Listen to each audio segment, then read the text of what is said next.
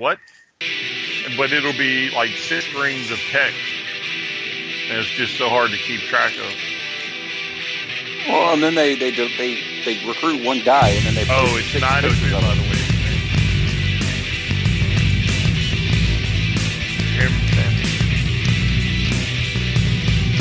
No, it's 902.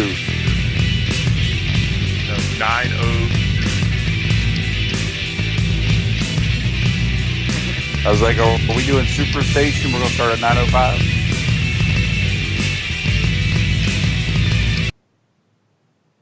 What's going on, everybody? Good evening to you. It's another night of Corner to Corner Wrestling Radio right here on Spreaker.com. We will be rebroadcast through BeyondRingside.com and ProWrestlingRadio.net later in the week.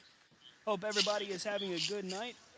All sorts of stuff to talk about, and the Triple Threat is live and running strong. What's going on, Rob? How you doing, sir? I am doing great. It's great to be back. I missed the radio peeps. And you all. Wow. So we're last in your book, is what you're saying.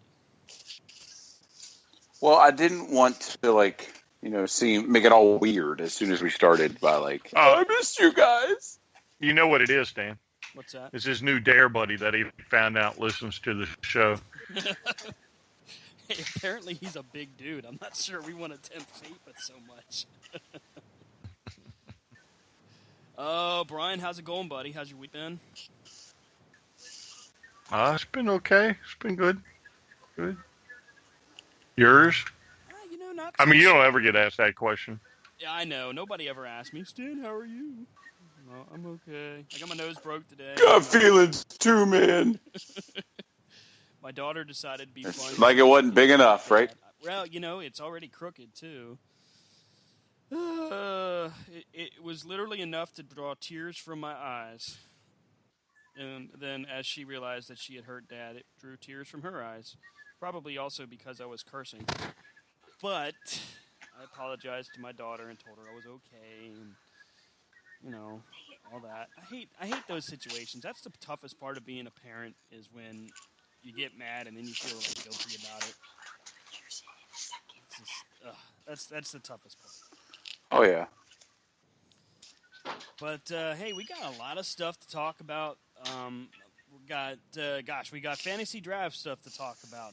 It's going on live as we speak. It's interesting to look at some of these choices that guys are picking. For example, guys, just picked just now was Trevor Lee as an opener, former X Division champion. Or is he current X Division champion for Global Force now? No. He may be current. Did he steal the belt from Sanjay? Is that the deal that's going on? Well, yeah, I think he took it, I don't know how many weeks ago, maybe 2 or 3 weeks ago. Mm-hmm. But I thought he had actually won it. Maybe he did. So. I don't keep up with with Global Force enough to really be an authority on it, but interesting selection there. Hey, breaking news that happened yesterday, I guess. Ric Flair hospitalized. Apparently his family admitted him due to what his manager claims is routine monitoring. Although I got to say this, I don't know that there's any routine monitoring that sends you to ICU. Man.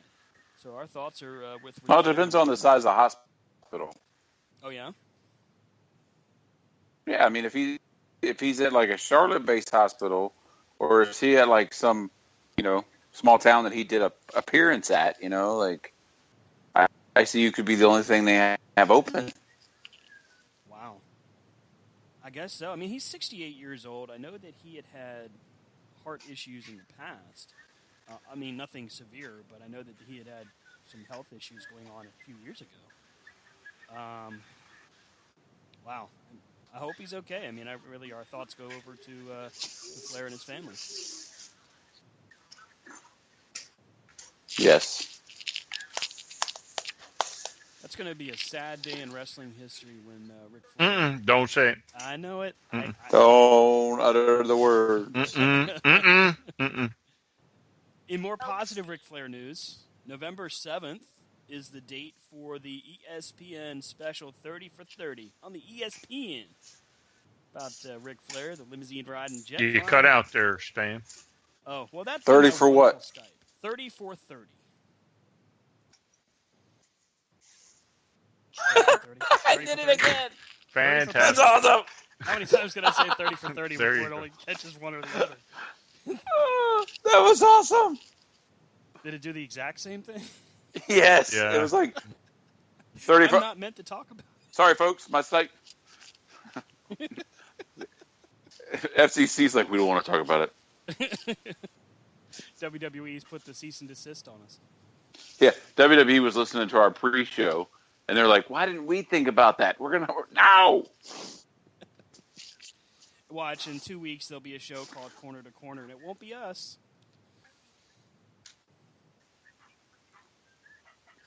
It'll be Ron, Brogan, and Stanford.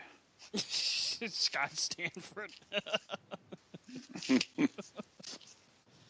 Oh, man, oh, man. So, the 30 for 30, of course, 30 minutes long. It's a bio, kind of a behind-the-scenes documentary of their subject, which, of course, is going to be entitled The Nature Boy. Rob, you were saying that this isn't necessarily going to be a flattering... Wait. ahead. Wait. I don't know if it's 30 minutes long. I think it's an hour long. Oh, okay. I think that one is. I think they've already announced it being longer. Huh. Well, So. I've watched it again. Aren't I lucky? Mm-hmm. Okay. It's all good, though. But yes, it seems like it's going to be not a, like, you know, this is the nature. It's the way the ad I saw, it seemed like it shows, like, the personal tragedy and the loss that he had by being the nature boy. That once he became the nature boy, that he had a hard time differentiating between Ric Flair and Ric Flair. Make sense? Yeah, I gotcha. I mean, Brian, what do you think when you hear about a documentary for Flair? I mean, what do you think about how do they tell that tale as objectively as possible? I've seen plenty of the 30 for 30s, and it's not so much objectively; it's just told properly in the context that it should be told in. Mm-hmm. Not every sports story is a fantasy or a Cinderella story. There are some legit stories that should be told so people can not fall into the same pitfalls. Mm-hmm. So I have no problem with them. I've yet to see one done in bad taste, although I've seen plenty that touch on bad subjects, if you will. So it'll be interesting to see what all they cover. Yeah. I agree with you, Brian. I think that a lot of times when they do them, they hit they show you the realism behind the person who it is and the struggles they've gone through, but then they don't leave it there. They always end up on a high note to where this is where it's like, yes, Ric Flair did this, but look at him now, Mm-hmm. And as we talked in the pre-show, I think the WWE has missed the boat. Like the old True Hollywood stories that they would do, the WWE has missed the boat by not doing that. Like they've done some docudrama type things, but imagine if they took different wrestlers and they said, the Bruno Sammartino, the real story, and pull out the whole why he was pissed at Vince McMahon, and and that it took so many years, and that he's that's the stuff people would pay $9.99 for. Yeah, I agree. I mean, it's one of those things, and we were talking about it in the pre-show here about maybe it's time we look back at the conversation we had a few weeks ago as well, is WWE in trouble? Because now WWE is pulling the plug on various shows. They pulled the plug on Pyro for the entrances for different stars, multiple. Matter of fact, I don't even know if they've got any anymore. They're also they canceled the Edge and Christian show for their second season. They're not going to air that. Unfiltered was canceled. The what did you NXT Insider, which Rob was talking about, was only filmed just a handycam and one person, but I guess there's some concern there. I mean, is WWE in trouble?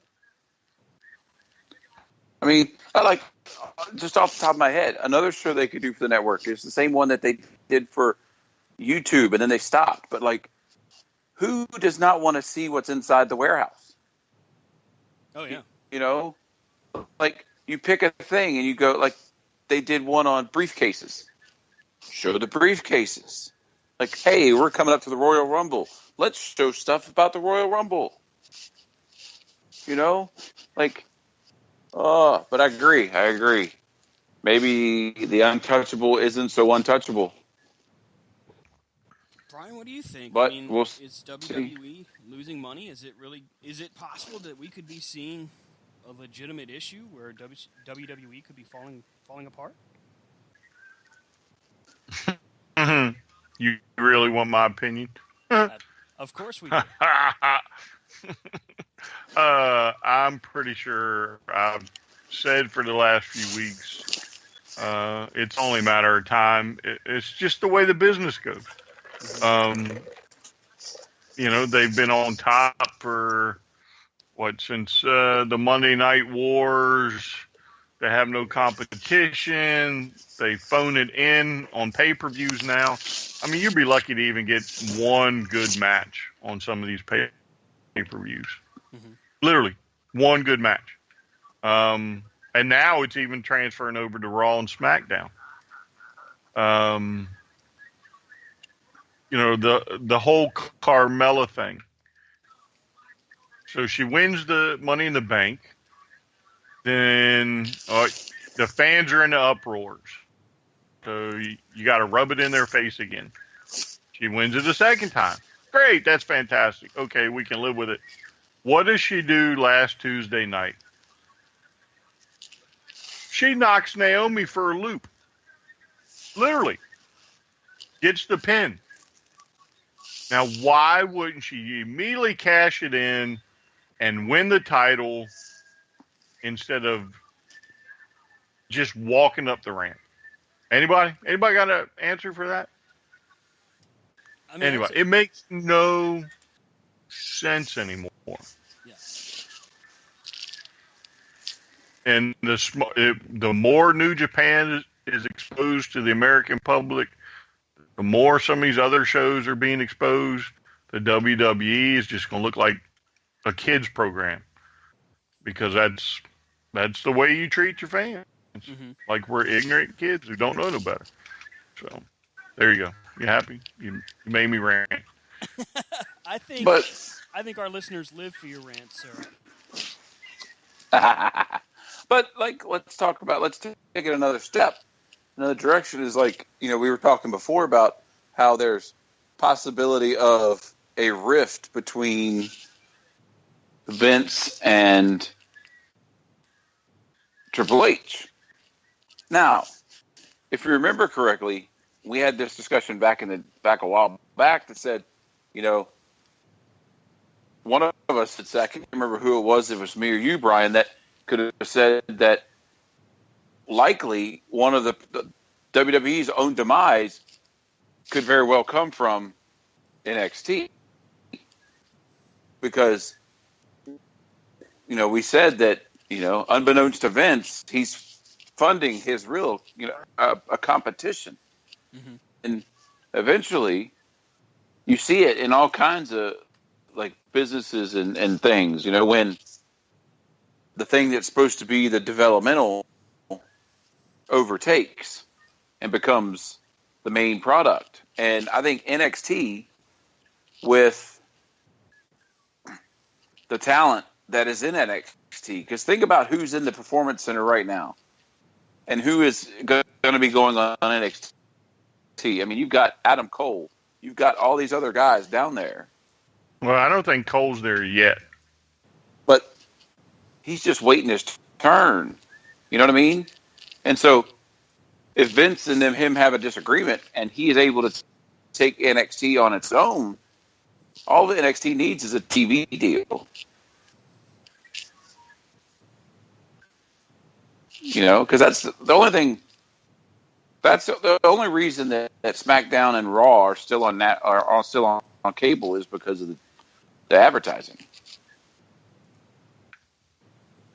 That's my opinion, anyway. There's a rumor going around, and this was something that I saw a couple weeks ago.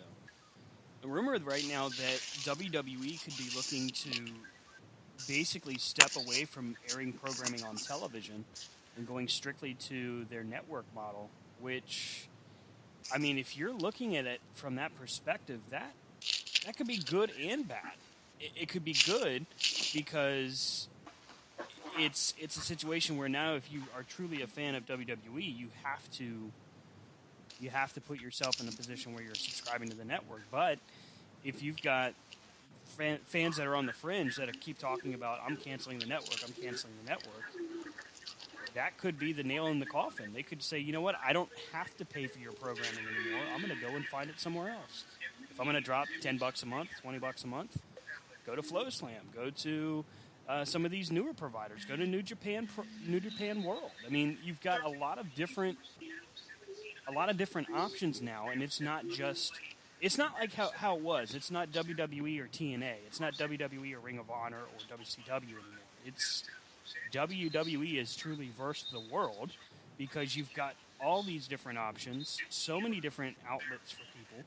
And, I mean, even now, with the infighting we see with different promotions, even now on Twitter, they're all still aiming to make their own individual products better, and they continue to do it. Look at the Scenic City Invitational, which we're getting ready to take a trip down to Tennessee, November 18th.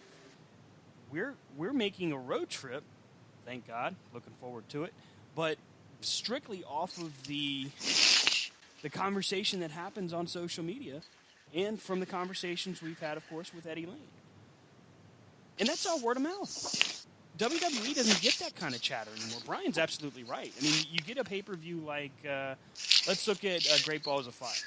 The pay-per-view itself was a debacle. The name itself was horrible. And we had the Strowman versus Roman Reigns match was okay. Brock Lesnar and Samoa Joe was built up to be a possible changing of the guard, but in a very competitive matchup, we saw Samoa Joe kind of get jobbed over. I wouldn't say jobbed, but he lost. We'll put it that way. Oh, come on. I mean, he beat Brock's ass, and then Brock turned around and no-selled it, and then all of a sudden choked him out. I mean, when I say jobbed out, I would think more of like a squash. But, I mean, I can see your point. What? It was a Roman Reigns match, but Roman Reigns wasn't in it. Wow. Okay. You know? But there again... I mean, Roman gets his butt kicked, and then it's like, boom, wins. Yeah, that's true. That's true. I mean, but there again, it was only 2 matches in that, what was it, a 9-match card? 2 out of the 9 were good, and everything else was awful. And don't get us started on, what was it, Battleground with the Punjabi prison match? Holy crap, that was abysmal. Jeez. Yeah, that was, oh. Anytime you've got a... The only thing missing from that... Exactly. When Great Khali is your one save, run-in. I'm sorry, was the Sheik busy? You know, like Sheiky Baby couldn't have come down. You know, he'll make you humble. But I mean, and look at what we got coming up. You know, you got SummerSlam coming up, and this is my problem with SummerSlam is, oh look, both of our titles are going to be held. You know, like Brock's now going to face how many people? You know, and look, and it's just all right, it's another match. Let's throw all of our stars in one match instead of actually setting up decent storylines with different people. We're going to throw everybody in a battle. It's like, all right, let's just have the Royal Rumble all year long. Mm-hmm. Yeah, I mean, speaking of SummerSlam, I will probably break a TV this go round if Natty beats Naomi or Naomi retains the title, only to have Carmella come out and win the title. I will probably break a TV. Because to me that was it. You are now wasting my time. Because again, when Naomi was pinned Tuesday, she didn't even get a shoulder up. You know what I'm saying? Right. She was down for a second or two after the count.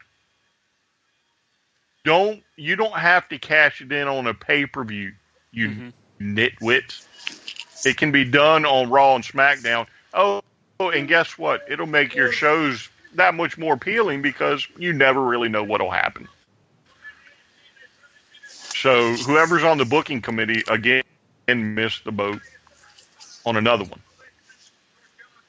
Well, I mean, it's indicative of what they've been doing wrong all year long this year. You had her win the ladder match, like you said. She wins the ladder match in a true bad guy fashion. Whether we liked it or not, it was definitely a heel win. And they could have kept it. They could have kept it and just did what they would have wanted to do going forward. But instead, they tried to, quote-unquote, make history. And the reality of that ladder match was it was not as good as the first one. And we had the same result. So what was the point of having the second one if it was the exact same result? Right. But they've done it for years. Mm-hmm. Like, my son, Nicholas, called it from the get-go when the ladder match started. He said, watch, James Ellsworth's going to pull down the briefcase. Right. You know, and boom, they pulled it down. But think about it. Royal Rumble, 3 years ago. They promo Daniel Bryan, you know, once in a lifetime. He's overcoming the odds. He's coming back. Can he do it? Can he beat 30 people and win it? And what happens? He gets thrown out at number 15. Yeah, and then awful.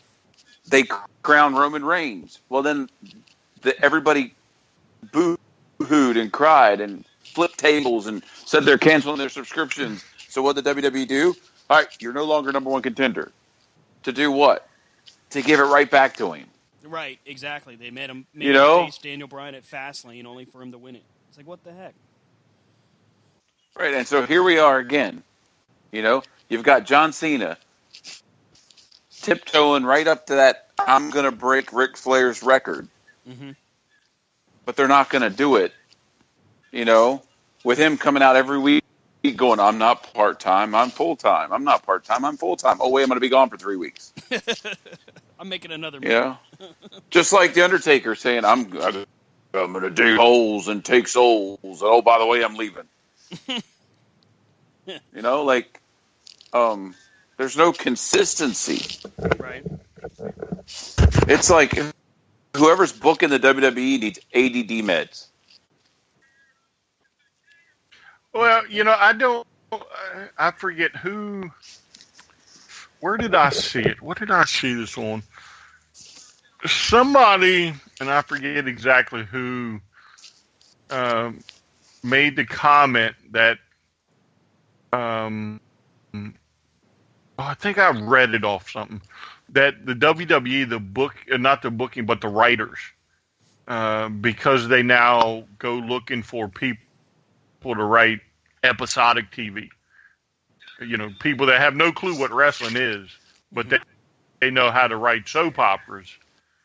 That, you know, that's one of the downfalls, because they don't know how to write this stuff. They're, you know, you don't have an Arn Anderson or Michael P.S. Hayes to direct you where to go. You just write stuff. Oh yeah, this is going to be great, beautiful, and because they don't know no better, and nobody tells them it sucks, they just keep writing the same old stuff.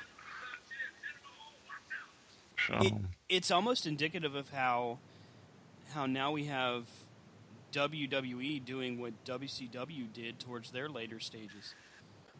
It's like you have so many. What did CM Punk call it? Sycophantic yes men that are just basically telling him, "Oh yeah, this is brilliant. This is exactly what you should do." When in the reality is, none of this is what you should be doing. You've turned Bayley from a fan favorite to, somebody that was adored by hardcore fans and new fans alike, and you've turned her into, God, I even hate the phrase, but you turned her into a jobber. She gets busted up. You got Nia Jax, who has had some flashes of brilliance, and we recognized her performance in the Gauntlet match a few weeks ago as definitely her best showing. But she's still not where she needs to be, and it's evident because she's hurting people left and right. You have to have trust with those that you're in the ring with, and watching what she did to Bayley wasn't on purpose, but it was reckless. And Bayley is now out of SummerSlam. Sasha Banks is going to challenge Alexa Bliss, which on paper that matchup should be fine. I'm not necessarily saying that it's going to be a bad match, but the problem with it is it's more related to just a lack of planning. And now NXT with TakeOver in Brooklyn, TakeOver 3, I believe, for Brooklyn, now we don't even have as much hype for that as we did just last year. So it's impacting NXT because of the lack of focus. Now, real quick, did Sasha beat Nia and I just miss it? She did.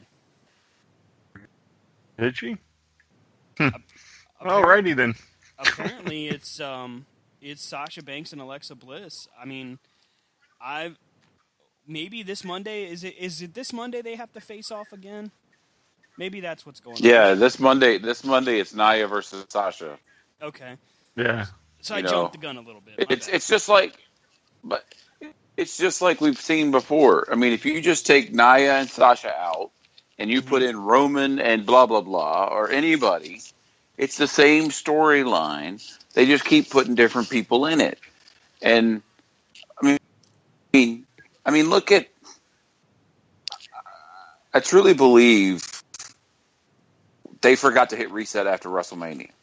That they put everything on.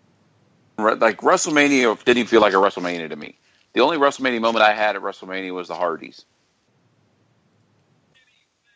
Which and was a good and look moment. At that. It overshadowed the whole show. I mean, you brought them back.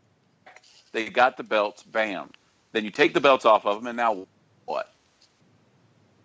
We all know that the Broken Hardy thing's coming, but are we all going to be able to pay attention long enough for it to come?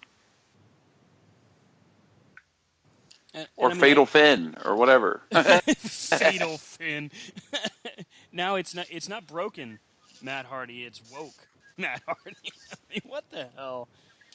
I still say when the Hardys win their titles back, and it's the Hardys versus the club, that Finn's going to get involved and cost the Hardys the tag titles. And that would cause him to go broken. Oh, no, that'll cause Finn to join the club. And Matt will be broken well before then. I think that's only a matter of time, especially after that tweet.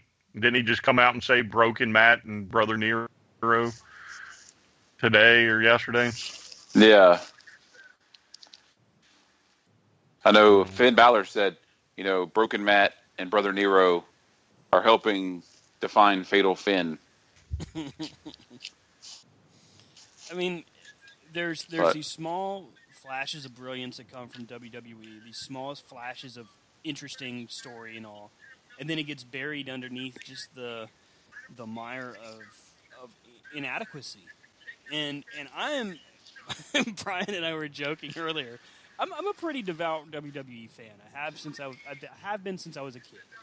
It's what I grew up with. You are a WWE mark. Don't you say it? I did say it.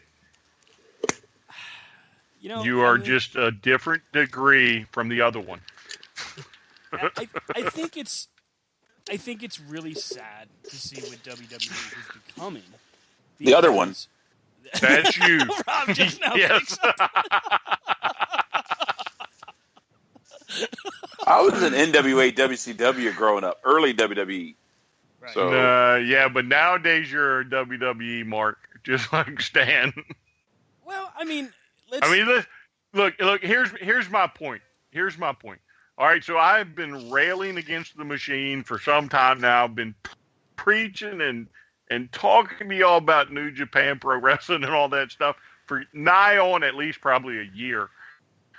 You know, mm-hmm. and finally, I have Stan watching it on a somewhat regular basis.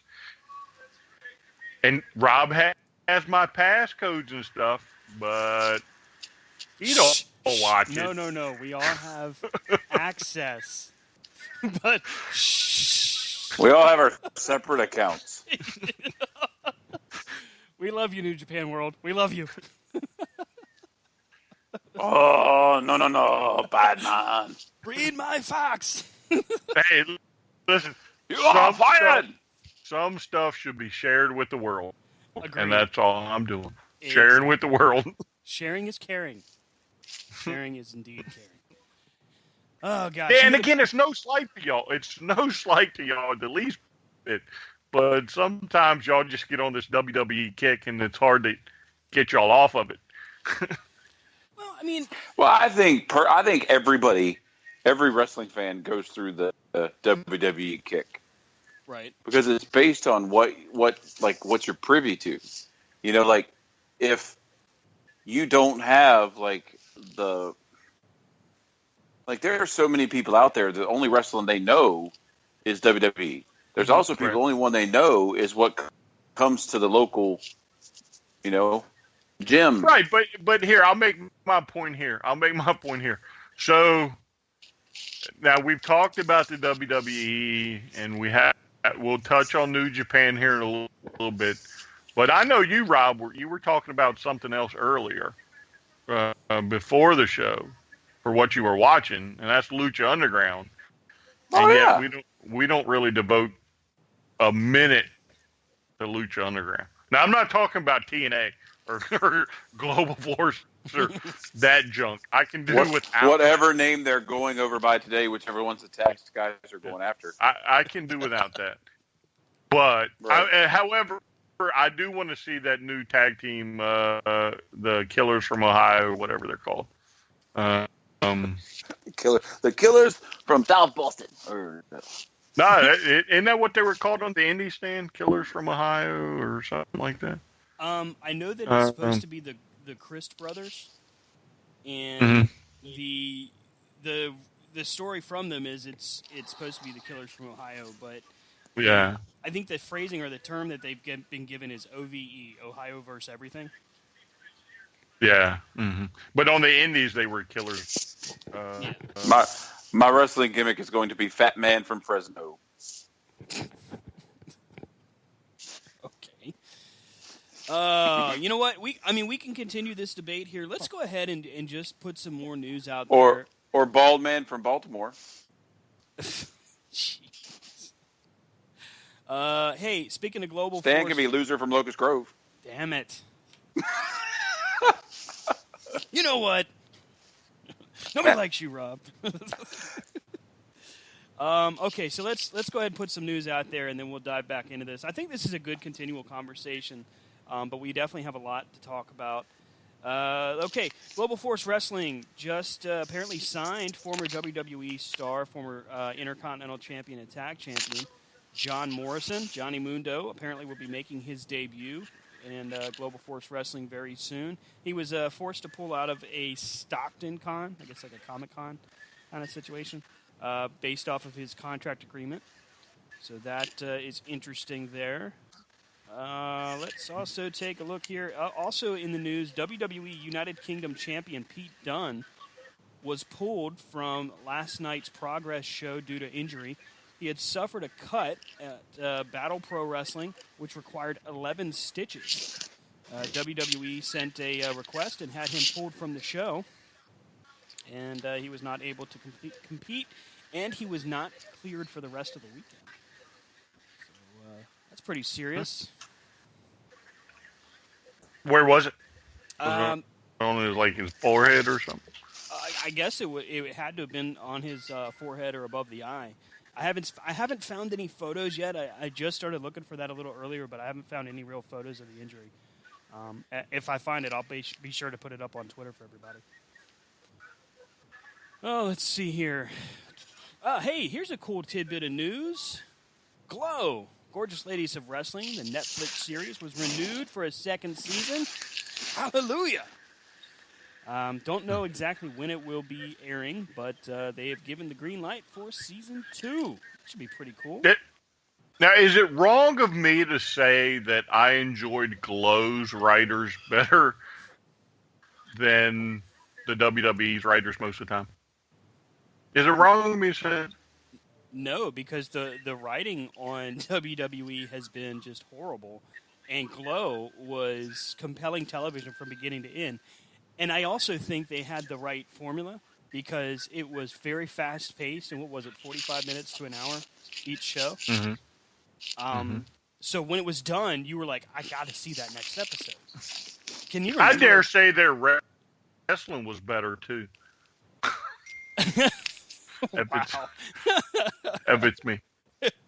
I mean, I don't know. The wrestling was definitely better as far as what they were putting on their whatever made the cut. I'm curious as to what made the cutting room floor. You know, what they cut out of it. But it's exciting to say the least because one, it is compelling TV and it's very fast paced, but also it's not just a. Although it is and it isn't. It's not just a retelling of what Glow was, but it's also you can see some creative license being taken, and it works out well. Rob. All right. What?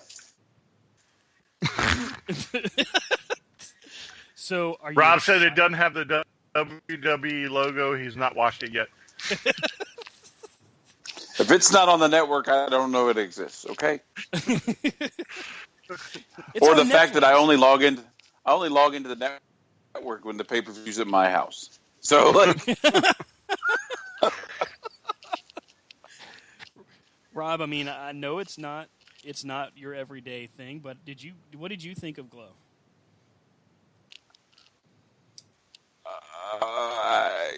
honestly, I haven't seen it at all yet.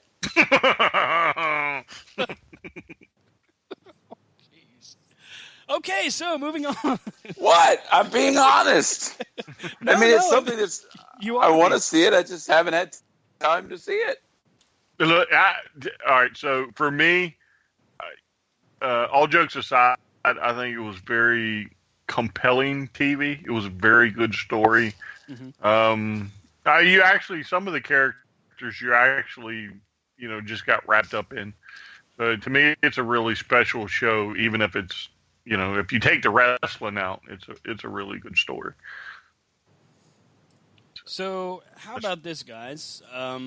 What would you say to Ronda Rousey making her debut on WWE TV? Gimmick? Maybe? I mean, if she was like let's say she did kind of like Ken Shamrock as far as her character was. Could it work? Are they going to bring her in to beat Nia Jax up so she stops hurting people? Oh, I have a feeling if Nia Jax tried some of that foolishness with Ronda Rousey, she would regret it. I can tell you that for sure. What's that? You want to try to drop me on my head? No, I don't think so. I'm going to break your arm. Here you go. Well, therein lies the rub, doesn't it? Because she's got to be willing to take some of that stuff. And considering she was probably greener, so green that she'll probably do it to other people, Well, and therein lies the issue because if, like you said, if she's not willing to take a shot to get a shot, maybe she wouldn't be very successful. Yeah. Well, and also it depends on if they brought her in, like a female version of Brock, mm-hmm. where she's only going to be in every once in a while. I think the general wrestling population is over the thrill of Brock Lesnar. You know what I mean? Like, Yeah. The wrestling fan wants the titles back to be able to be seen on every week television. And so, and speaking of that, on SummerSlam, are the lower titles even being defended? That is a good question. The card for SummerSlam, I have not been able to see the full card. I don't honestly know. My assumption would be we would see The Miz versus Jason Jordan and The Miztourage versus Seth Rollins and Dean Ambrose. On the opposite end of the card, maybe AJ Styles against Kevin Owens again. We've got Baron Corbin against John Cena, which, honestly, that could be a dumpster fire of a match. I'm not so sure that was a good decision by whomever made that plan. Well, there's really no build-up to it either. Right. You know? Well, let's just throw mud at the wall and see what sticks. I would have said shit there. Oh. No, you can do it. You can do. We're on Spreaker. We are uncuffed. No, I didn't want to. Oh, you didn't want to? I've been good the last few weeks. Yeah, I've been good the last few weeks. Wow. You know what? Sorry, it's because I'm back. Eddie is somewhere. I'm bringing it out at him. Eddie hears you right now, and he says thank you. Mm-hmm. Mm-hmm. So, hey, Carrie Hojo, now known as Carrie, or is it Kyrie? Not sure. Sane. Nice. Kyrie. Made her debut in NXT. Kyrie. So she did the elbow drop live. People are throwing photos. There's video footage. She took on, that looks like Nikki Cross from Sanity. Ooh, I bet that's going to be a good matchup. Can't wait to see that one on NXT. When is that? This Thursday? Wednesday? Whatever? It airs Wednesday. Or have they said? This was from a house show event, apparently. Oh. Crap. Let's see. That's Hey, here's an fantastic. interesting story from the weekend that was. So, Evolve 91 and Progress Wrestling held a joint event last night, and the event itself reads like it was a great event. Looks like it was very fun to watch. But the reports are coming out, and they're all over Twitter right now, where apparently there was no air conditioning in the arena. Guys, we've been to our share of wrestling events where it's crowded. There's people sitting damn near on top of you. How would you guys feel about going to a show where there's no air conditioning at all? Well, I mean, I have been to a few, so I can't really comment too much, but it does suck and stink. That's the worst part. Mm-hmm. Mm-hmm. Well, MCW, they didn't have a lot of good ventilation, but it wasn't quite as bad. It definitely was hot there, though. Oh, I think that's the amount of bodies. Yeah. That's like the two people that were standing on, Brian's seat along with him. Well, and they kept bringing people in. That was the largest card they had, or largest turnout they had ever had, apparently. Mm-hmm. We make history. We do. We do. We show up and people jump. Or throw. That's what I'm saying. Nova Pros always had big crowds because we were there. That's right. No flips, just fist. Wait, what? Hashtag FTR. We can only say hashtag FTR because we'll get a cease and desist from WWE, much like the Elite did. Did they really? So, yeah, I watched a recent Asking the Elite or Ask the Elite on YouTube the other night. They did a live stream from Japan. And among the questions, someone asked them how they felt about the Revival getting pushed and then seemingly getting snake bit because now Scott Dawson is hurt and having surgery. Dash Wilder is left again. These guys just keep getting screwed. So the conversation changes from their thoughts about, hey, I think they're okay, to Cody Rhodes says, well, we can't say the whole phrase because we were told we're not allowed. And one of the Young Bucks says, yes, we can say hashtag FTR, but we can't say the other thing because we got a cease and desist letter from WWE. But they also commented. That's funny. They did comment that it was so over and so known by now that they don't even have to say it. Everybody else does it for them. Yeah.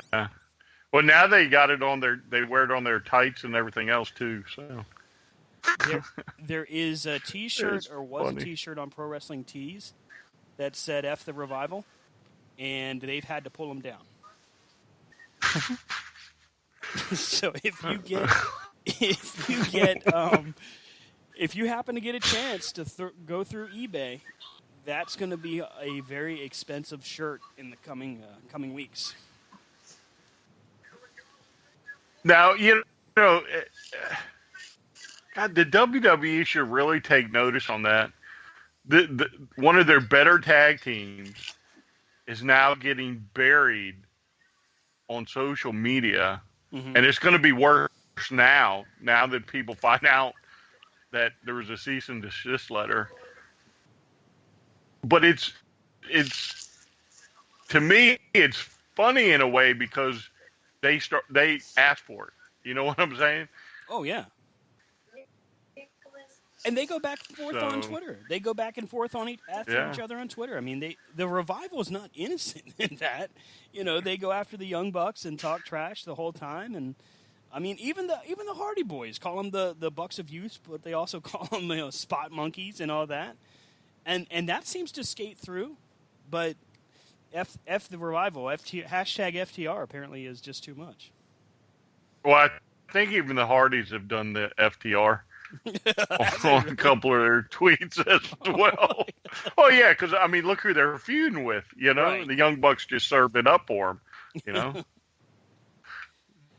Hey, here's some more rumors and tidbits for you. So there's an ongoing rumor that just won't die about the Young Bucks inviting CM Punk to join the Bullet Club, and in that same Q&A session that I watched, the conversation, of course, the question comes, how do you feel about the possibility of CM Punk joining the Bullet Club? These cards. Cody Rhodes, by the way, was noticeably silent on that question. Didn't say a word, wouldn't really even look at the camera. Just did not seem comfortable with it at all. But the Bucks and Kenny Omega said it would be awesome to see CM Punk in the Bullet Club, but it would also be awesome just to see him come back to wrestling. I wonder if, in this situation where there's smoke, there's fire, if CM Punk is truly considering coming back. Who knows with them guys? They're little jokers.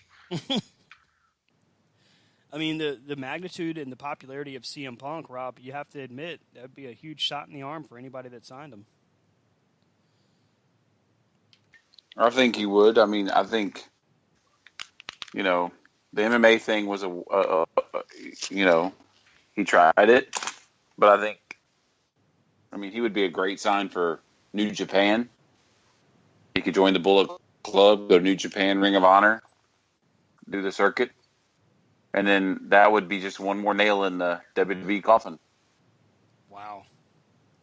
Man, it's so crazy to hear that phrase, a nail in WWE's coffin.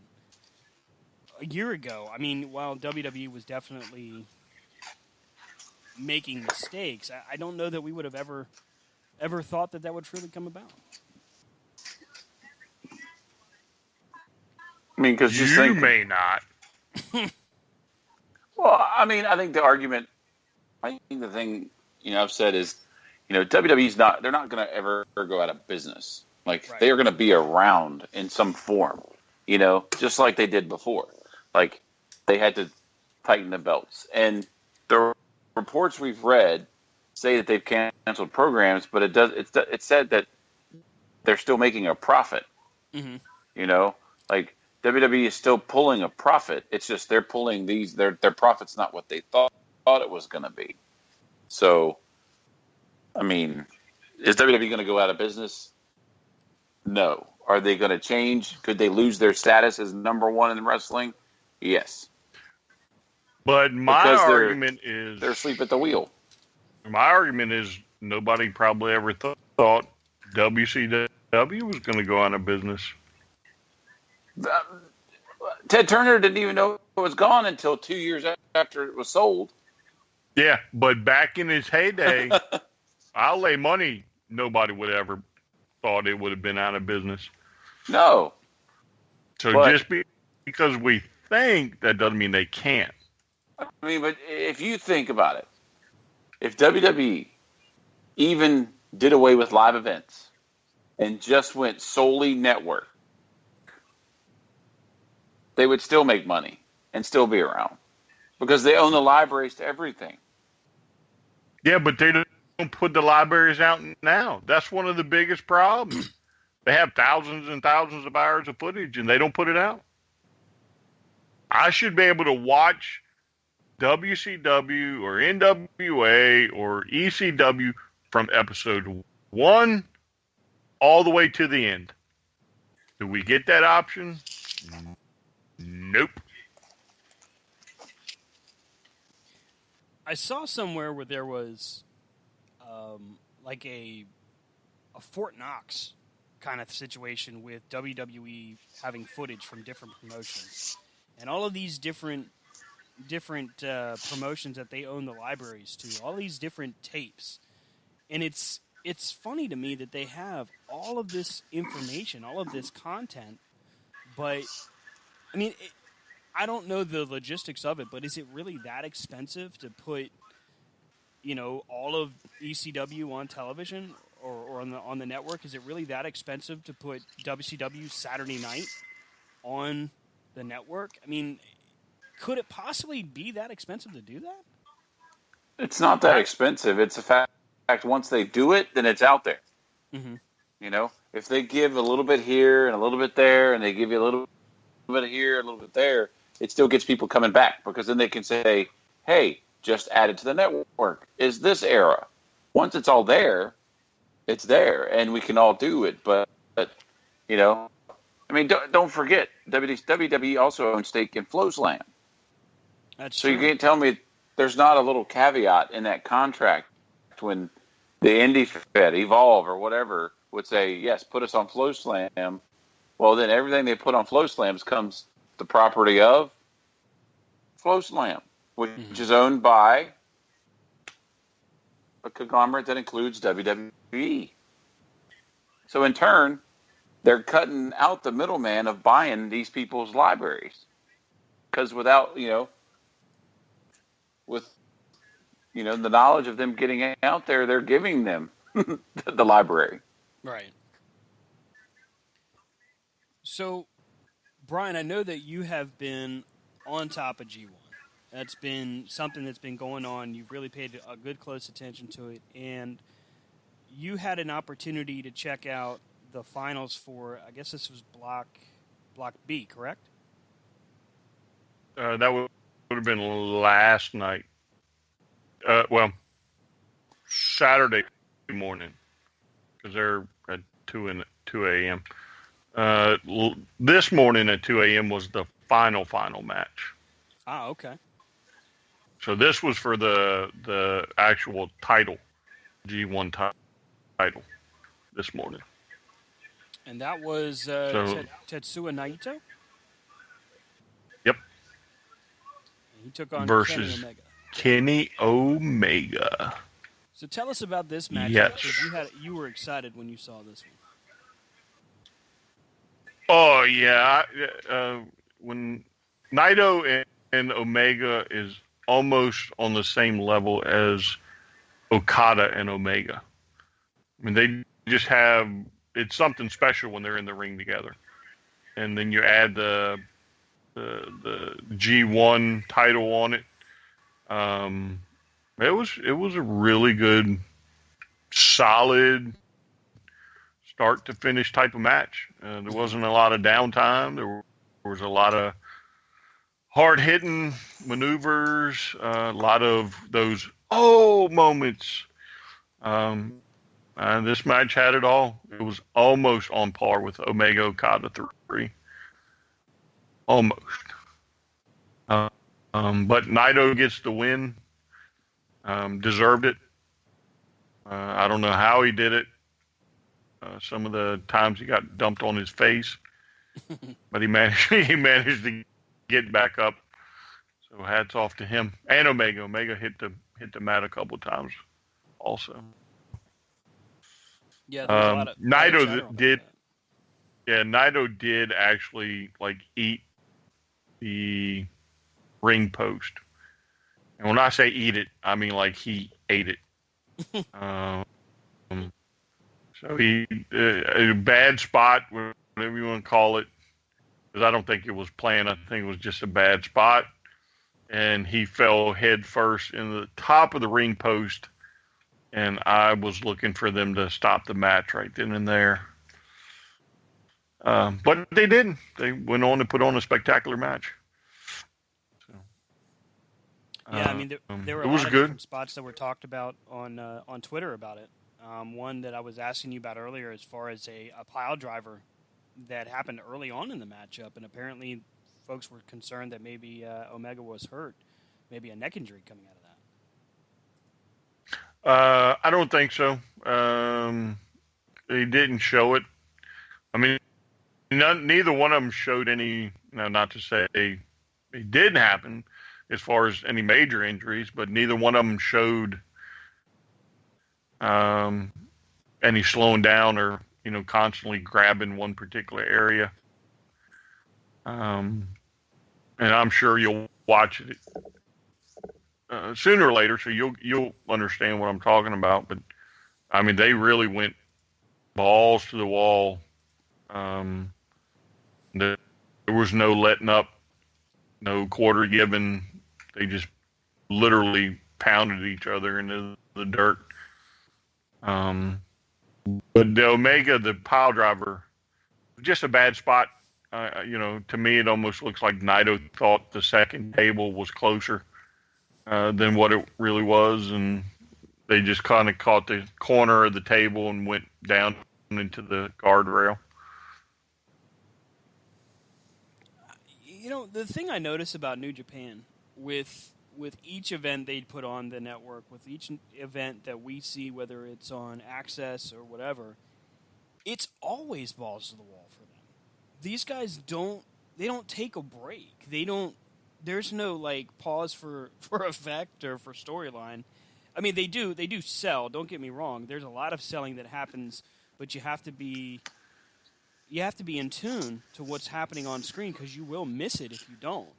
And it's amazing to me that they consistently perform at this high level, and while injuries, when they happen, are generally pretty bad in New Japan, they're rare. They don't happen as often as you would think. Correct. And some of these guys they will literally beat the tar out of somebody. Mm-hmm. And the chair shot seems stiffer. The chops are stiffer. The punches sometimes seem stiffer, and they just don't stop. And it's just watching an American like the WWE, and then watching a New Japan show, and it is absolutely night and day. Mm-hmm. Night and day. And then on the other side of that, I mean, you've got Lucha Underground, which there again does not pull punches. They don't take a break. With each show that airs for Lucha Underground, Rob, I'm sure you would agree, their injuries, when they happen, of course, are bad, but they're, again, few and far between. Well, and it's also, they're doing these matches and they're doing these shows, and they have a routine, you know what I mean? Mm-hmm. And it's like the ones who come from those and gets in, like AJ Styles and Nakamura and those guys, they go through NXT. Like NXT was that same way and still is. I mean, those guys still bring it every night because they have something to prove.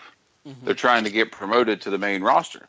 And then it's like they get main roster-fied, and they do these matches, and they go on these road shows, and they they try to do the same maneuvers, but sometimes the caliber of who they're in the ring with doesn't match. You know what I mean? And so it's like in New Japan and all these other guys, they all have the same passion. They're all there. Mm-hmm. You know, like I'm watching right now the SmackDown interview between AJ Styles and Kevin Owens. Like that, like if WWE would take the gloves off and let them wrestle like they both can, Mm-hmm. that match would be amazing.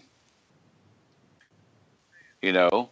But yeah, I mean, New Japan, they bring it. What I've seen.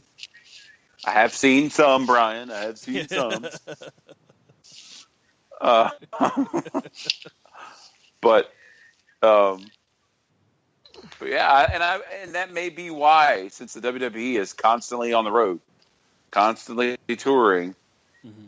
maybe that's why they have to downplay some of it. Because remember, they've been bit too by the bug of, you know, they had Finn Balor, they put him in the spot, and then Finn Balor got out. Mm-hmm. They had Daniel Bryan, they put Daniel Bryan in the spot, Daniel Bryan got out. I will lay money, okay, that over the course of the last month, I think it's roughly a month, that the G1 Climax is going on. There is nobody in the world that has wrestled that many times, that consecutively in the WWE in probably the 90s. Their schedule's not that rough anymore compared to what it used to be. I just think that Vince is not willing to come up off of the headlocks and, you know, some of these wear down moves that you just don't see in New Japan and other places. I mean, when's the last time you saw a headlock, like a headlock in WWE? I'll lay money there's probably about 5 or 6 a show in the various matches. Well, I'm just saying, I think what you said, whoever the writers of this episode, like, you know, like, anyway. I think that It's night and day. Yeah. It's night and day, and there's also, because there's such a glaring gap between what we see on WWE TV, and you could consider that to be mainstream, and what we see in New Japan, Ring of Honor, pretty well everywhere else, including Lucha Underground, Nova Pro, MCW, Evolve. I mean, there's a much more hardcore presence and attitude that we see on television now. Well, not on television, but in wrestling in general, that kind of makes you think that we don't need the same psychology that we needed before. So maybe the headlocks and the rest holds aren't as important as they used to be. Well, I think it goes back to as the argument we've all had for years, until old man Vince takes his hands off of the product and just goes and sits by his pool, because we all know he has one. You know, like if he goes and sits by his pool and lets Hunter and Shane run the company, Mm-hmm. I think you would see WWE bring it to the table again. But I think a lot of the issue they have is there's only so much they're allowed to do. You know, that's why NXT is the way it is, because Vince doesn't touch it within reason. You know what I mean? But the main product, like they say, almost every storyline has to go through Vince. And, you know, I mean, you talked about hardcore, like on Lucha Underground. Mil Moritas, you can say his name better than I can, Stan. Mil Moritas. You know, they're like, they went and did one of those things where they set up the table outside the ring, and the guy was wrestling. He goes to spear him through the ropes into the table. But they missed the table. Ow. Like, they went and hit the table, and the table just shifted like it does in pool halls. It's like it just moved over. They both hit the ground. I was like, ooh, ow. I guess the thing that always catches me is with WWE, they have the chances to go back and fix these things, and they just never do it. Well, even to me, even the theory of everything needs a storyline is an old school train of thought now to me. Oh yeah. And I don't need a great storyline to have a great match. I don't need a great storyline to have a great feud.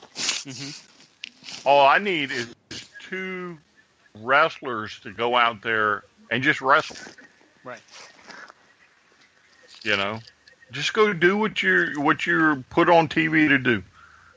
I don't need the interviews no more. They were fun for with Hulk Hogan. Eat your prayer. Eat your vitamins. Say your prayers, brother. Yeah, they were fun as a kid. I just want to see people wrestle. Doesn't necessarily have to be high flying. I enjoy it, but entertain me with what you do in the ring as opposed to what somebody tells you to do outside the ring, especially if you suck at it. And I think you're not going to see a change until it's just like with any company. No company really changes until what gets affected? Their pocket. Exactly. If Vinny is starting to feel the pinch, maybe this is when it starts to change. When because we've all said for years, it's like WWE can't have storylines past a month or 2 months, right?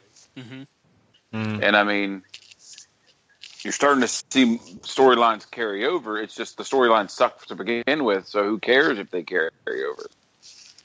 But right. Well, if you look at Omega versus Okada, right?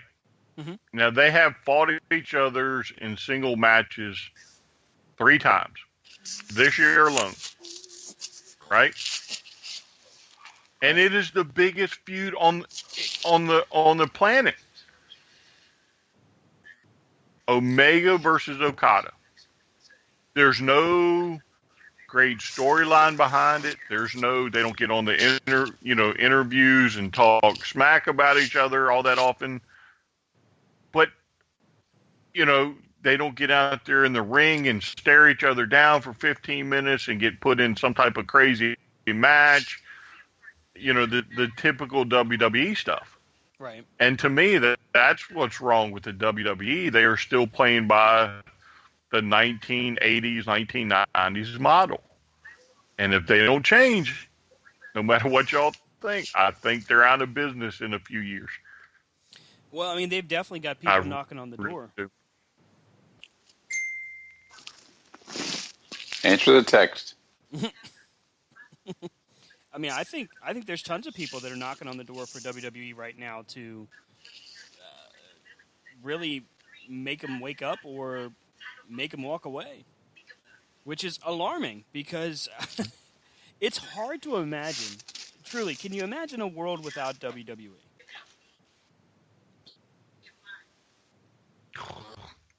I'd say it, but no, but that doesn't mean it won't happen. Right. Well, your point, Brian, you said, back when WCW was at its highest peak, when NWO and WCW was destroying Raw in the ratings week after week, everyone was turning Raw off and turning Nitro on, we would have never dreamed that 4 years later, WCW's doors would be closed and their talent would be nowhere to be found. It's crazy that that's even the thing. But also, back in the day, there was also the mystery and the allure. You didn't have every social media outlet and everybody waiting to report. It was like you didn't know. Like, to us watching it on television, and watching it and reading about it, we knew that WWE was having issues because they had gone from live to live every other week, you know? Mhm. But then we had no idea that TNT and WCW were having the issues. Right. So that when we watched what would have been the last Nitro, and all of a sudden, I mean, I'm speaking for myself anyway, like that shocked me to no end because I had no clue that they were in the position they were in. Well, I can remember, You know?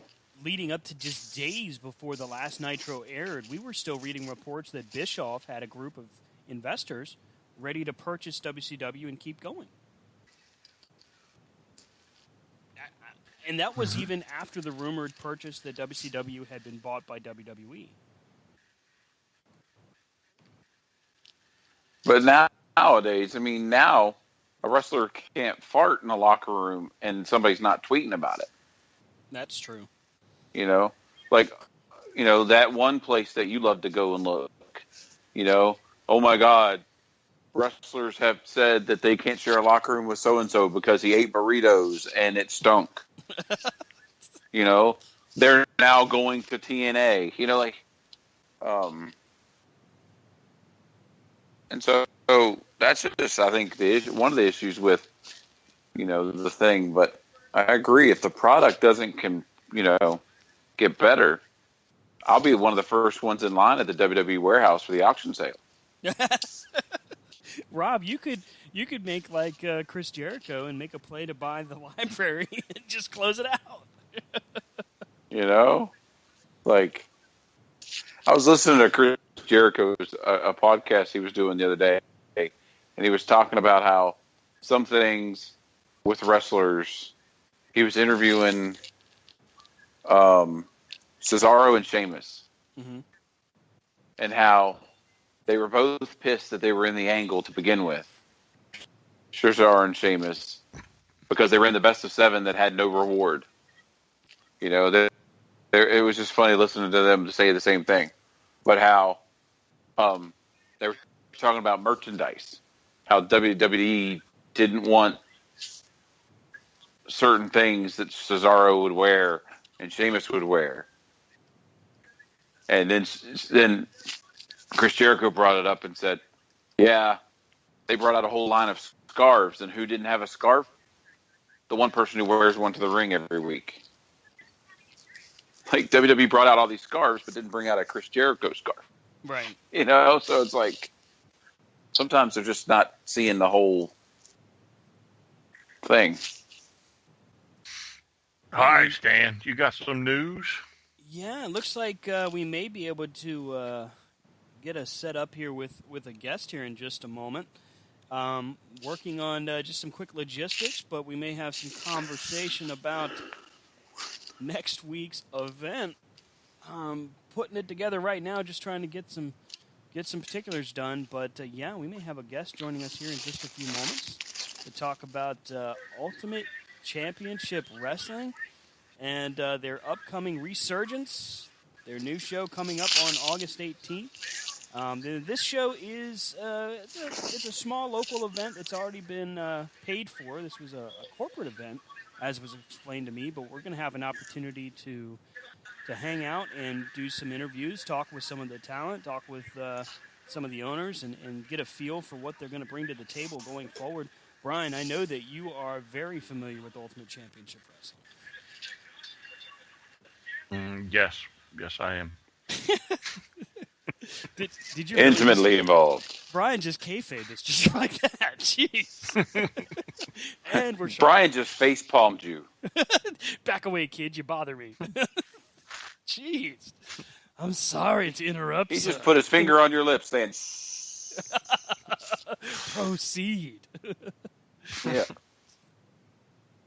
Yeah. Yeah. I mean, I Sorry did some to interrupt. I did some reffing for him a couple years ago, probably 15, probably. We got to see 18, you get beat up by the 18 years ago. Yeah, I did get the old potato from one of them. Knocked me so loopy, I don't even remember who it was. You don't even remember them biting? Yeah, it was Luke. Yeah, it was Luke, I think. Yeah. So. Do you remember the bite? I do have pictures too. If nobody believes me. What bite? I don't remember no bite. You got bit. You got bit on the that. butt cheek there, sir. I don't remember that. Well, it I might have think been that's after going they to be knocked one you of y'all's little true TV stories or whatever. Oh, well, we'll pull out the footage. Legend. It's legend. We'll pull the security footage from, what is it, the Shark Lounge or whatever's next door. Yeah, well, I do want to get that video. That would be fun to have. We can play 8 degrees or 7 degrees of Brian Taylor. well, Hulk Hogan. Mean, you've got See connections. how that works? I got connection to Hogan. Hey, 7 degrees. I can hit there in 2 moves. Brian, Honky Tonk Man, Macho Man, or Hulk Hogan. Yeah, see? I can get there all types of ways. I heard that about you. Suckers. All right. But yeah, so.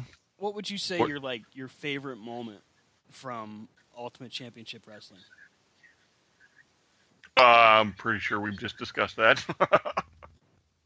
Bitten on the butt by the bushwhackers. Yeah. He just agreed it happened. Yeah. Well, I never agreed it happened. I'm just saying. I don't think it happened. I don't know what y'all are talking about. Oh, we were there, man. We saw it. Hold on a second. Somebody else was there, too. Uh-huh. She remembers. Did I get bit in the butt versus the bush when I was reffing the Bushwhackers match? No. Yes, you did. Don't. I think y'all you are can't trying let her to do that. You just told her. Oh, you were like, no. Yeah. What we don't see is the video down. footage of him looking at her going, no. Waving his arms. Say no. Say no. Yeah. Well, hey, all you gotta do is talk to my man Woody and get the tape. We can go to the tail of the tape. We will go to the tail of the tape. Don't threaten me with a good time. We'll find it. Although it was funny in the back trying to talk to them, and their accents were just so thick. Mm-hmm. You just kind of like, you know how a dog looks at you when they're confused. They just kind of turn that head, give you that look. They're like, mate, we're gonna punch you in the eye, and then we're gonna bite you on the arse, and you're gonna be like, what? Huh? Okay. They were they were laughing at me too. They laughed a little bit. I did too. My head just kind of turned sideways, like, what? What are you talking about? They get away from Brian. They're speaking perfect English. We're gonna rip this dude a new ass right now. Before he walks up, they're like, hey, whoa, watch this, because they're really from Brooklyn, And then he walks up and they're like, I can tell you without question, and I've spoken with Bushwhacker Luke before. His accent is so thick. I can't tell you how many times we had to have him repeat his answers because we had it recorded. Did you hear Stan name drop? What? I didn't. I mean, let me pick that up. Let me apparently, Stan's playing the name drop game tonight. I've interviewed. Well, that time that I was sitting there with, Yeah, it is a very thick New Zealand accent. Very thick. Not all of them were as bad as Ethan Page. Okay. We didn't always have cage match. You know what I'm saying? Wow. Thanks, guys. So, leave the comedy to the professional, Stan. Yes. Okay. See, it's because you were outside the gate of the one percenters.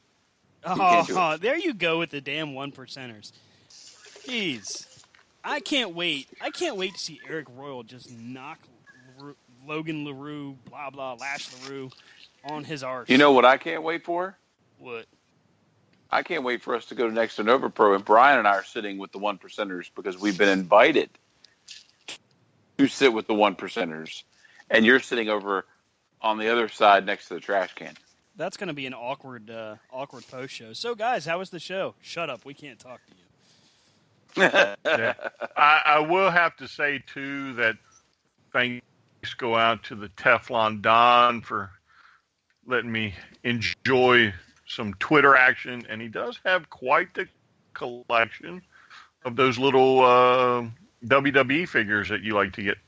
Oh yeah, Yeah, he's got a lot of the older ones, very nice. and some of the WCW ones.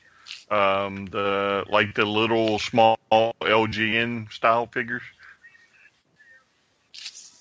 I think I Rob's remember got, those. Yeah, I think, don't you have like Barry Windham, Rob? I think Yeah, I have Barry Windham and Iron Anderson somewhere. Yeah, that style. He's got quite a few of them. So I saw thought it was kind of cool. I saw some cool images on eBay the other day of the Freebirds WCW Galoob figures. They looked awesome. They're also $300. Yeah. Well, stop trying to change the subject. We're talking about the 1% right now. Yeah, but it only gets 1% of my time. You know what I'm saying? Hey. Well, he feels uncomfortable because he can't join, and he's not part of the club. Yeah. So it reminded him of high school when nobody picked him for dodgeball. I hope next time we're there, he throws you in the floor again. You know How what? about that? You like them apples? My neck only recently started feeling better from that. My nonsense. neck, my back, my No, neck, don't, my back. I'm gonna sue you for $50,000. But see, if you'd have done what the guy next to you did. Oh yeah. You'd have done what the guy next to you did and just gave up your seat. What can I do? I have to, and it just gives him. I'm like, come on, what a wuss. Yes, sir. Take my chair. Oh my God, a wrestler. I think what Rob is trying to say, Stan, is you're a gold digger trying to get my man's money, and it ain't gonna work. He got exactly. I'm gonna testify against you. I'm gonna testify against you. He ain't even real money. This will be the downfall of this radio show. The 1% have enough. I mean, they're gonna keep you in court, but no attorney's gonna take the case. I mean, I'm not intimidated. I'm not scared. I'm afraid of the 1%. You're afraid. You're afraid. I bet you, for the right amount of money, I could find someone scared to take care of them. The 1%ers. Got your 1%. But the problem is, no one's going to take your credit card. Do they take PayPal? Will they take checks? How about EBT? Not from I got you. hookups. I mean, when you're trying to convince a team to take on Logan and the 1%ers, and the conversation says, "Hold on, let me ask my mom," they're not going to take your money. I hear they call Stan Super Ball down at the bank. You know what I'm saying? Wow, Super Ball. That's because you bounced so high, you dirty trick. Ouch. Wow. All right, so I'm excited to say that we're going to have a guest join us here in just a few moments. We are going to be adding changing the subject promoter for Ultimate Championship Wrestling. He is a former WCW superstar and competitor. He is known the world over, and he is going to be there live on August 18th for Ultimate Championship Wrestling's return. And we're going to be adding him here in just a moment. I'm just waiting for a couple of quick logistic parts. So just bear with us here. But I'm excited because we're going to talk to him about the upcoming event. Let me go ahead and just pull this information together. Bear with us, folks. We're going to go ahead and add him to the call. We're all doing this live right now. Give me just a moment as we play with the technology here. Is that what you call it nowadays? Shh. No. See, people were wondering. They're like, we haven't heard Stan Slam in a couple weeks. We don't need to hear that nonsense. Nobody wants to hear that. Well, all he's got to do is bring up the 1%ers, and you get Stan Slam. Well, and it's like they went from DTs to like drunk in the last 20 minutes. All right, we're going to do this right here live on the air. Bear with us, folks. Hold up. What are we Talk amongst yourselves. doing live on the air? What? We're going to get the promoter for Ultimate Championship Wrestling, bring him on the air here. Give us just a moment here. Yes, I am. Do we need to take a break? Spreaker and I in breaks don't really do so well, so I'm going to give it a shot here. We're working to add him to the call. If you're listening. All right, well, I'll be right back then. Well, you do. I will see him. Hello? Stan cannot. Hi, this is Stan, Rob, and Brian with Corner to Corner Wrestling Radio. Is this Dave Moore? This is.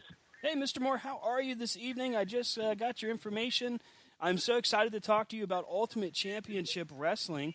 How's it going this evening, and are you excited for the upcoming event on the 18th? Absolutely. I appreciate you guys getting in touch with me. We're definitely excited about this Friday.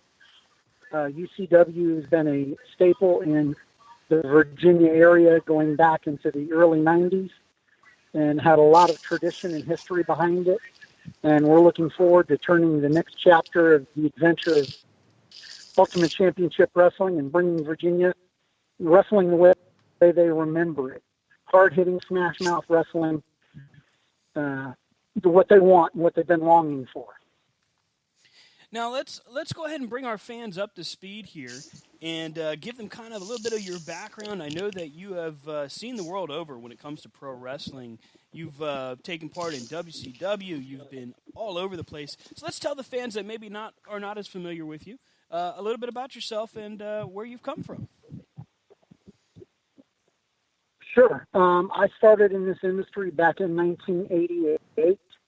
I was trained by Rufus R. Jones. May he rest in peace. A good man. And I started my first professional match when I was 18 years old. I've worked all over the United States. I was very fortunate enough to work for the USWA under Jerry Lawler before they folded. And also I spent a little bit of time in WCW before that Titanic sank. I've also been one of the originals of Combat Zone Wrestling, CZW, up in New Jersey. Spent a lot of time up there. Hard way to earn money, but 22 years of in-ring. Still love this industry more now than the day I got in it. So with the experience that you've had from, an early age, 18 is a hell of a time, a hell of an age to start in professional wrestling. You're now in a position where you're helping to bring wrestling back to Virginia, at least as far as the central part of the state. And I understand you guys have got plans to expand, and that's very exciting. How does it feel to be, you started at 18, and here you are now helping to promote? It's got to be a pretty awesome feeling. It's very surreal. It's very much coming full circle. I never thought that I would be where I am now on the other side of the curtain promoting. But I love it. We've got a great passion for it. We recently were sponsored by Collar and Elbow, Al Snow's clothing line, so we're very excited to be partnering up with them. And, we're looking forward to expanding. Right now we're concentrating on Central Virginia. There's been a lack of wrestling in this area for a very long time, and we're very much looking forward to bringing it back to this area that used to thrive back in the 90s with independent wrestling. And we're looking to do it a little bit differently. It's not going to be the usual indie wrestling show, if you will. I took my time on this. I was very fortunate enough that the original UCW crew, the Woodies, they were the original owners of UCW, and lifelong friends with them. And when I approached them about the possibility of, hey, let's bring this back, they were more than gracious to give us our blessings, and they've been instrumental in making this go where it's gone so far. And it's amazing, since we opened up June 19th, just how much noise we've made, and we haven't even had our first show yet. And that's really the thing. I was talking to one of the Woodies just the other day about how much commotion has been caused just from a simple promo. One of the first promos I've seen from UCW in a long time. The gentlemen are arriving at the venue, laying down a little bit of smack talk about what's to come on August 18th. And the chatter, both on Twitter, Facebook, the amount of likes that you guys have seen is really indicative of how much of an audience is available in this part of the state. Well, we were absolutely floored at the response of that promo. And by the way, that promo was done in one take. We just wanted to get something up there and out there to let the fans know that, hey, this isn't a rumor. This is really happening. And for it to have it reached almost 9,000 people with almost 5,000 views. And it's still climbing. It's overwhelming that something so small in one person's eyes can mean so much to so many.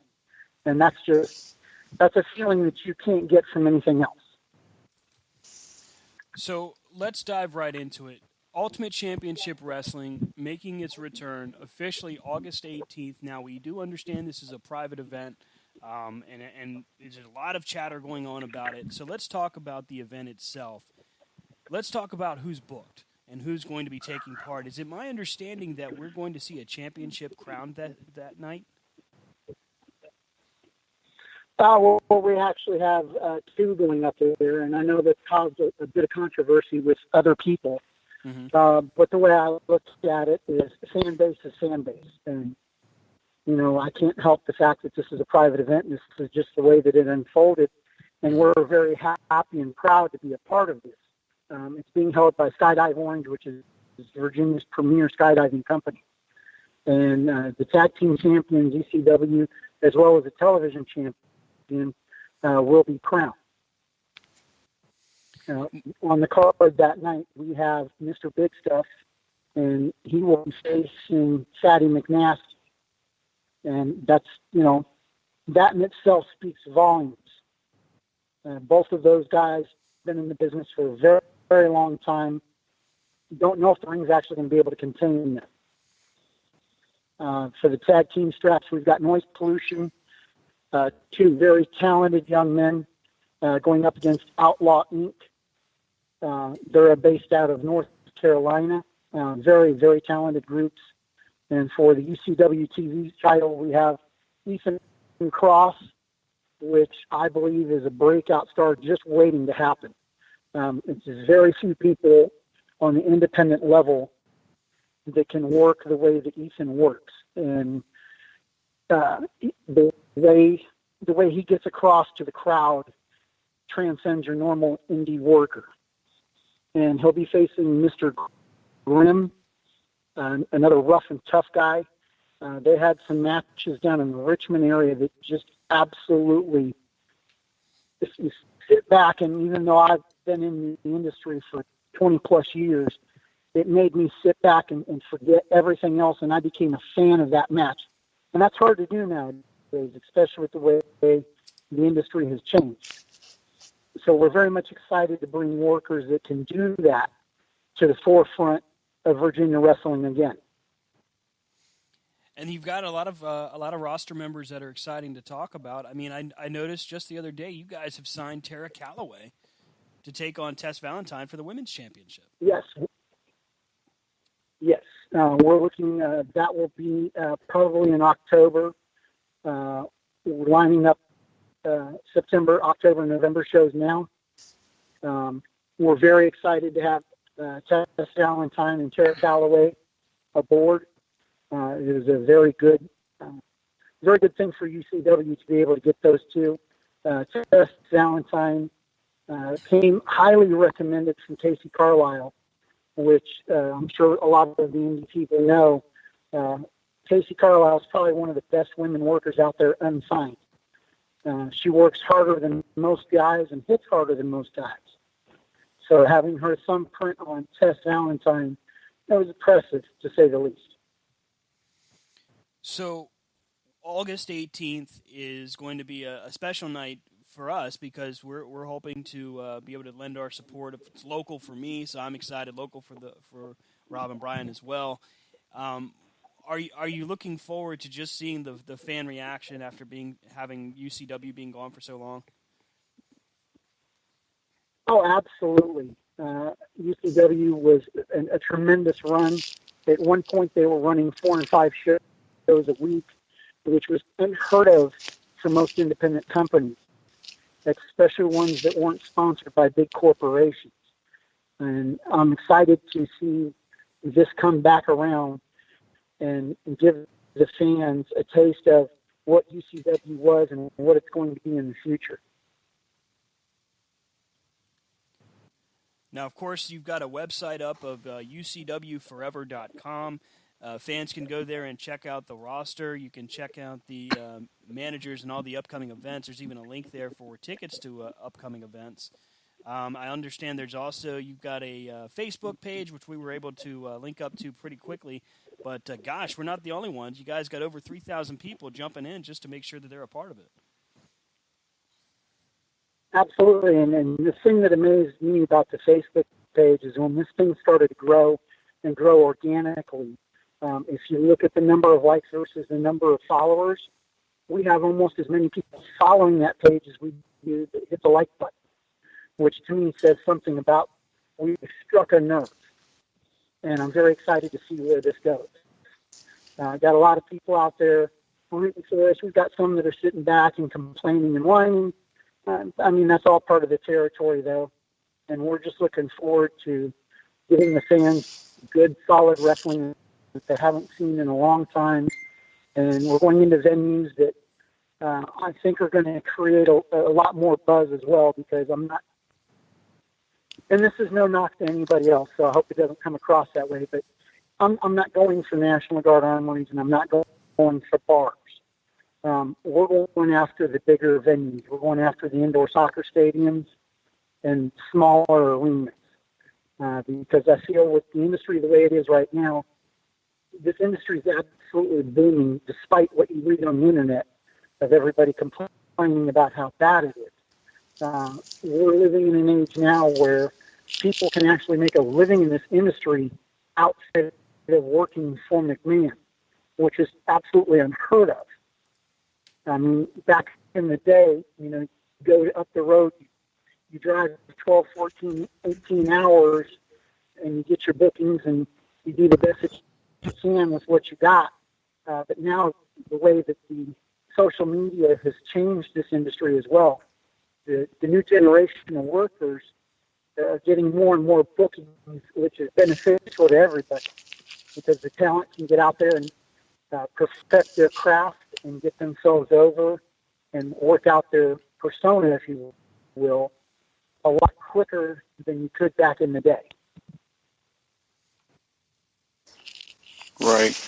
Hey, this is Rob. I just wanted to ask, I know the next show coming up is in Orange, and it's for Skydive Orange, which every time I pass there, I go, hey, I'd like to do that, but, they have a weight restriction, and there's certain things in life you should always mind the weight restrictions. Don't lie. They tried to get me to go up there and jump out of that airplane, and I told them that if you ever see me jumping out of a perfectly good airplane, there's something wrong. But they're great guys, and being around the skydivers, it's a really interesting group. It's almost a brotherhood similar to wrestlers. Right. So where are you all planning the next show, like the one after this one, that our listeners can say, all right, hey, I'm going to jump on that UCW bandwagon? Our next one will be in Sterling, Virginia. It'll be on September the 23rd. Can't release the name of the location yet. The restrictions of the DPOR in Virginia, we can't advertise before they give their thumbprint on it, but it'll be in Sterling, Virginia, September the 23rd. And as soon as the Commonwealth of Virginia gives me the thumbs up, we've already got the Eventbrite and other ticket outlets set up and ready to go. All we need is the thumbs up from the commission to activate those sites, and then we'll be in full swing. Awesome. Because I remember the Triple Threat, the guys on the show here, we all saw we saw a few of the UCW shows back in the day. I remember old Big Stuff and Fatty Big Nasty, and, that's going to be a good match. And I agree. We'll see if the ring can hold them both. Oh, absolutely. They're both great guys, known them forever. When the bell rings, they're intimidating to say the very least to get in there and work with. I worked with Big Stuff on several occasions, and I still wake up at night sometimes with cold sweat with the sound of his chops. I agree. And I thank you for. I'm excited. I'm looking forward to it. I might scream louder than most. I don't know. Well, I hope so. I hope everybody that comes out enjoys it. Because the bottom line is it's all about the fans. And I was blessed enough to be in this industry and go to places that I went, and being able to work for so many years in Ultimate Championship Wrestling, and to be able to do the things that I did with this Ultimate Championship Wrestling was a blessing. One of my first world titles, if you will, heavyweight titles, was against Demolition Axe. And what an honor to be able to work a guy like Demolition Axe. And to say that you're beating for a title is even, it's one of those things that you sit back and you go, wow, when I was a teenager watching the WWF, I still can't call it WWE. It'd always be WWF to me. But watching the WWF and seeing those guys and then coming full circle and staying in the ring, working with them, it was just tremendous. And I can't wait for the next generation to be able to get in there and live out their dreams. And hopefully this will be a rocket ship, if you will, to get these kids out there and get them noticed more, because there's a lot of good talent out there that's coming up, and we're very excited about getting them. We've got some veterans coming aboard as well. We have Stro, formerly Maestro of WCW. He's coming in. A lot of knowledge that he's going to be able to help pass along to the new generation. And it's good things all around, and we're very excited. Well, that's awesome, because I like the fact that we're getting to a point, and with UCW coming back, I would love to sit there and go, all right, which local fed are we going to go see? Or, hey, every weekend's filled with going to see a local fed. I think it's great, and I think Virginia needs more.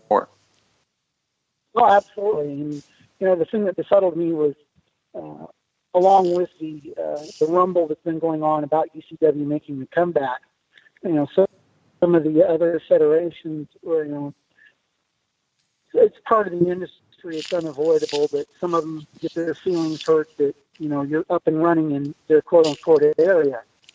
And I've always subscribed to what McMahon said. On any given intersection, there's an Exxon Mobil, a Sunoco, and a Hess. And the product is the product, and people will choose what they want to see. And I firmly believe that competition is healthy. I mean, it's what fueled the Monday Night Wars.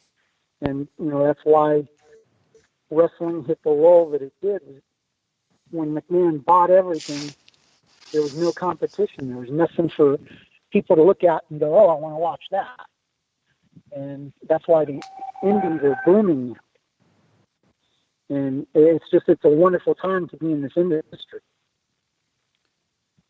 Well, when you it seems like he was listening to our show, Brian and Stan. Yeah, absolutely. I mean, Brian, I know you've got a lot of fond memories of UCW from the past. It's got to be pretty exciting for you to see it come back and be in an area where we can have access to it in a pretty readily form. Yeah. I mean, UCW is where I cut my teeth on independent wrestling. So I am not just because I was there for part of it, but because it's going to be great to have it again. So I am so looking forward to next Friday.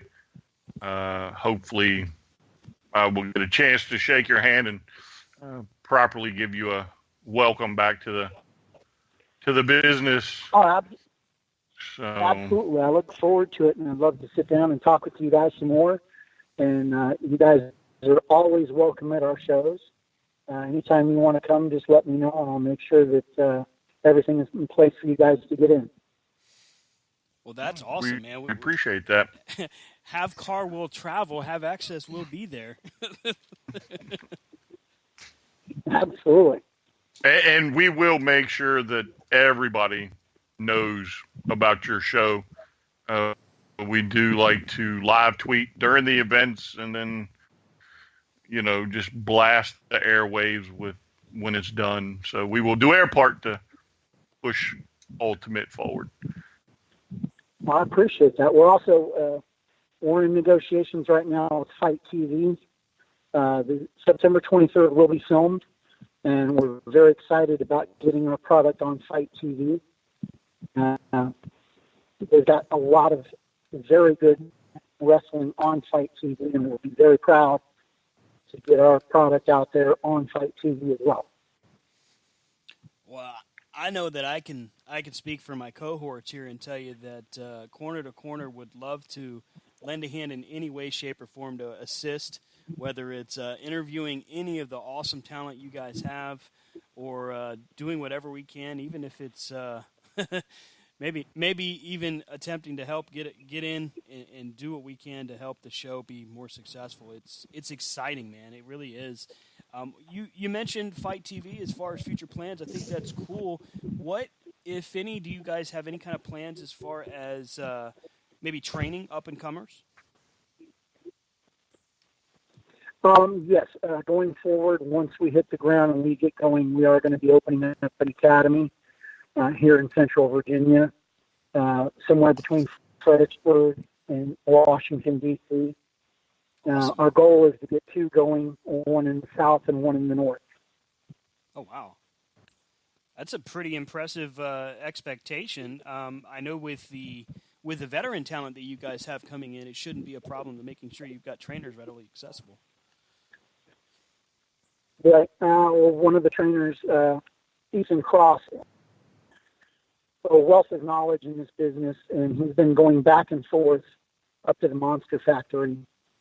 And he's one of the guys where he doesn't mind helping out, and he doesn't mind giving advice to the young guys once they're willing to receive it. And the things that he's seen and done, and along with Stro, and as well as the Woodies and myself, we're pretty confident that once the academy gets up and going, it'll be a good option for future stars that want to get out there and live their dreams, because at the end of the day, I've always been a firm believer of follow your dreams, because if nobody ever followed their dreams, there would have never been an Elvis, there would have never been a Ric Flair, there would have never been a Dusty Rhodes. And so we're excited to help the next generation come and live out their dreams. So where can they catch up with you on social media, sir? Where can we have fans get in interaction with you? Do you prefer it through Facebook, or is it more of Twitter? What's the focal point for you guys on social media? Either or. On Twitter, it's at Lord DeVore. On Facebook, it's at ECW Forever. I'm very responsive. A lot of the times, it's me responding to the question. I eat, sleep, and drink this right now, and so I'm one of those guys that, unfortunately, I have to have my hands in everything. And so if the fans want to ask questions, feel free to, they can get me on Twitter or Facebook, and be more than happy to sit down and discuss with them whatever questions they have, or if they have any ideas.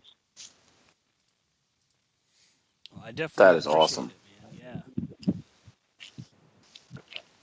Well, very cool. I want to tell you that we are super excited to come out on the 18th and take part. We're excited to be there for every step of the way. We want to do everything we can to help out. I know that you've got a lot going on, a lot on your plate, but I'm sure you're not the only one that has high expectations. Oh, absolutely. I've got a tremendous crew. Diego De La Rosa. Fans might remember him as the Latin Lover. Oh, yeah. He's my right-hand man in this. And I keep him very busy. And I'm sure sometimes he doesn't look forward to my phone calls 24 hours a day, but it's the nature of the beast. And at the end of the day, sleep is our enemy. Well, I know that we'll probably be there at noon waiting for the doors to open. So we're excited. We're ready to go. Awesome.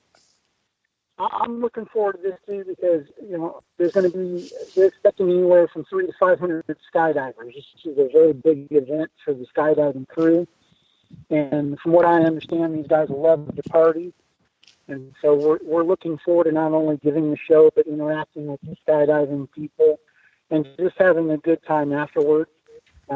I love to hang out after the shows, even back when I was doing in-ring work. I always loved to hang out and talk with the fans, and I encourage the talent to do so as well, because the fans are the ones that make it so that we can do this. And so we're very much looking forward to be able to hang out and drink a beer or two after the show, and just chat with the fans and chat with you guys and just have a good evening doing what we love to do. Well, we have been known to partake in an adult beverage here and there with those that are in the wrestling fandom, and even a couple guys that even gave us access to their cooler. I mean, it happens. Hey, you can't be Hey, fast. when the Mulkey tells you to do something, you do it. And you buy the shirt. There you go. Not this kid. Well, hey, thank you so much for taking the time. I know this was last minute. I hope to have you on many times in the future. I was excited to even just get an opportunity to talk with you. I really do appreciate you taking the time to give us the rundown. Oh, no, the pleasure's all mine. I appreciate you guys reaching out, and we're honored to be a part of the show and look forward to coming on anytime you guys want us on. Awesome. Well, thanks very much. We're going to go ahead and we got a couple more minutes. So we got to close this out, but thank you so much for joining us, and thank you for your time. We really appreciate it. Not a problem, and we look forward to seeing you on Friday. Yes, sir. Yes. Have a great evening, guys. You too. Thank you. You too. All right, well, there you have it, ladies and gentlemen. Ultimate Championship Wrestling is back, and it's on its way to Central Virginia, to the Sterling, Virginia area in September. Wow. What can you say that hasn't already been said, guys? Go ahead, Rob. Wow. You can go first. No, I mean, I think he's coming. They're going to start it out, and they're looking to start it. They're not looking to just tiptoe into the water. They're looking to say, you know what? We are going to be a presence in Central Virginia. And I will say that there's parts of Virginia that are lacking with the wrestling product, the cool wrestling product that we've seen. We've been very blessed to be able to go to different areas and see amazing local shows, and there are people out there that can't do it or don't know about, MCW, Ring of Honor, Nova Pro, AEWE. There's people that don't know about these things that can't go. So if you get another wrestling product that focuses in areas of Virginia that aren't being, used, like, it's just untapped resources right there. I mean, the exposure level to bringing Virginia more to the forefront as a hotbed for wrestling, I think that's the biggest part. What about you, Brian? What do you think? as just having a firsthand knowledge of this federation and the people behind the scenes. I don't recall ever, being a part of a show or watching a show or, having big stuff lay them big meaty paws on me or Fatty McNasty and all that stuff where I didn't learn something. I wasn't entertained by them. I mean, literally, this is the first independent wrestling that I can say I saw. Now, I'm not saying I didn't know about the independents, but I'm saying the first independent show I saw. And right from Jump Street, I fell in love with them, and it was based on the talent. It was based on the larger than life characters. It was based on the product itself. And I encourage everybody, when you get the chance, see the name on the marquee. You should bring your kids and enjoy some Ultimate Championship wrestling action, and you'll have a good time. You'll be impressed. I think so. Yeah. I mean, I think it's going to be amazing that if we're allowed, like he said, we can get involved with this from the beginning. That's an awesome opportunity for us, and as a fan, I mean, who wouldn't get involved? I mean, it's the coolest part is having access to it on such a early level. Being able to talk with Mr. Dubois about the upcoming events.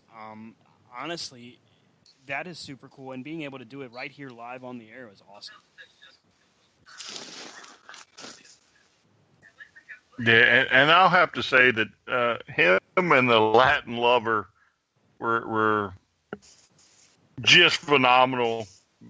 Back in the day, I'm pretty sure I went on about them two probably quite a bit, especially after that first show.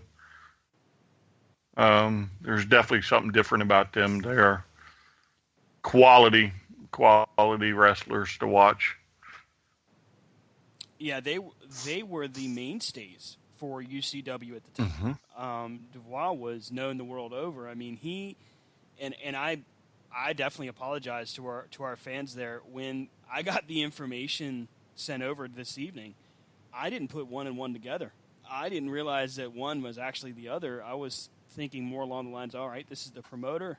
And as soon as he let his Twitter handle slip, I said, oh, wow. And the light went on. I was like, oh, my God, this guy was amazing. So, I mean, this is some exciting stuff, even more so realizing just who's connected and how. Wow. And look, Stan did an interview without cagematch.de. That you know what? I absolutely did do an interview without that, and I'm grateful. It's somewhere with the Troll Boys theme playing in the background. I'm sure Ethan Page appreciates it. Wow. All right. Well, guys, we're coming up on towards the go home round, so to speak. Final thoughts for the upcoming week as we head in towards SummerSlam and the events that are coming up all over the world. Brian, we'll start with you. What are you looking forward to this week?